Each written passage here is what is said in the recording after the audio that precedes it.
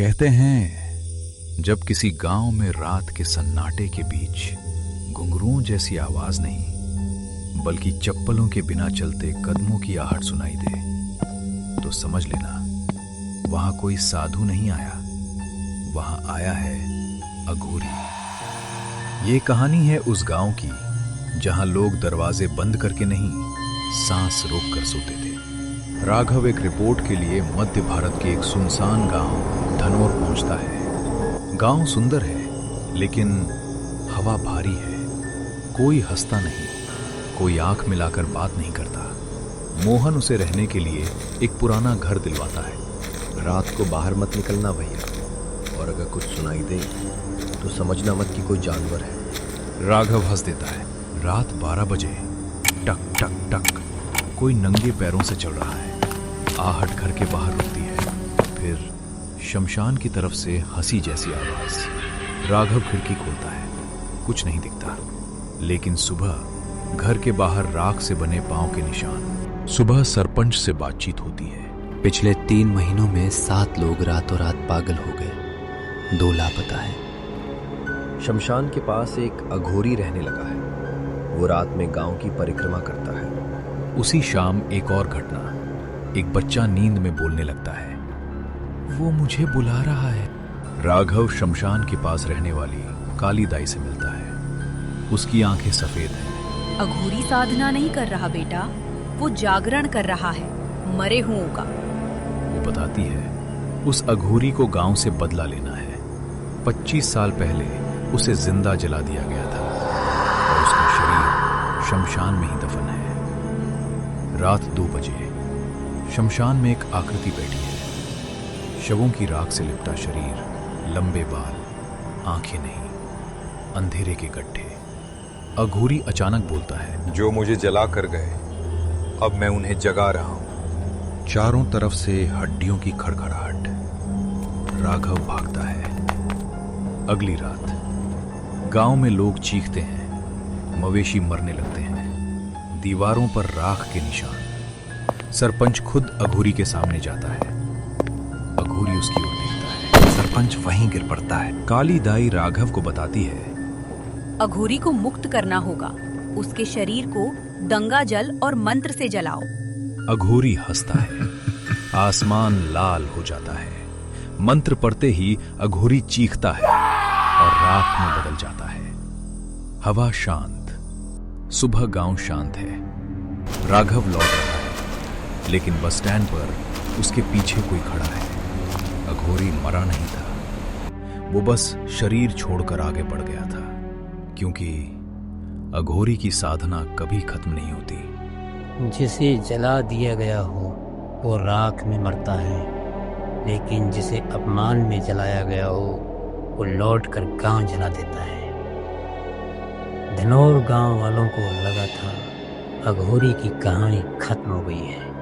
शमशान शांत है, राख उड़ चुकी है और रातें फिर से सोने लगी हैं। लेकिन वो भूल गए थे अघोरी मरता नहीं है, वो शरीर बदलता है।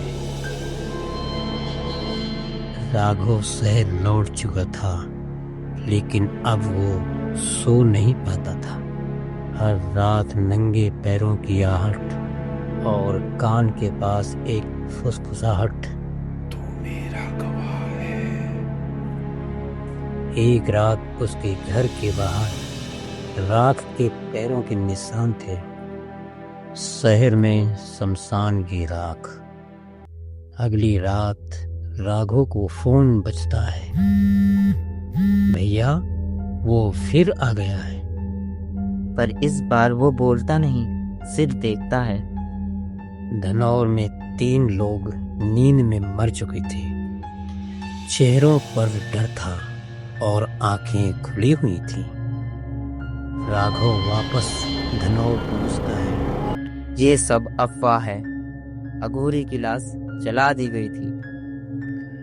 तभी भीड़ से एक बूढ़ा गांव वाला चिल्लाता है, लाश नहीं, अधूरी साधना जली थी बेटा। राघव समझ चुका था कुछ बहुत बड़ा छुपाया गया है। काली दाई अब जिंदा नहीं थी। उसकी जगह उसकी बहन गंगा दाई सामने आई। अघोरी को जिस दिन जलाया गया उस दिन उसने अंतिम साधना शुरू की थी। उसे पूरा होने के लिए एक गवाह चाहिए था। शमशान में अब एक ही नहीं 2 परछाइयां थीं। एक बैठी हुई, दूसरी खड़ी हुई। नया अघोरी, आधी जली हुई खाल, गले में हड्डियां और आंखों में पहचान। पहले मुझे जलाया, अब तू मेरा रास्ता बनेगा। अगली सुबह गांव बदल चुका था। कुएं का पानी काला हो गया। बच्चे सपनों में चीखने लगे। जानवर बिना कारण मरने लगे। और उसी रात सरपंच देवेंद्र गायब हो गए। गंगा दाई ने आखिरी सच बताया। अघोरी को रोकने का एक ही तरीका है, उसके अधूरे शरीर को नहीं, उसके अधूरे गवाह को जलाना होगा। सबकी नजर राघव पर थी।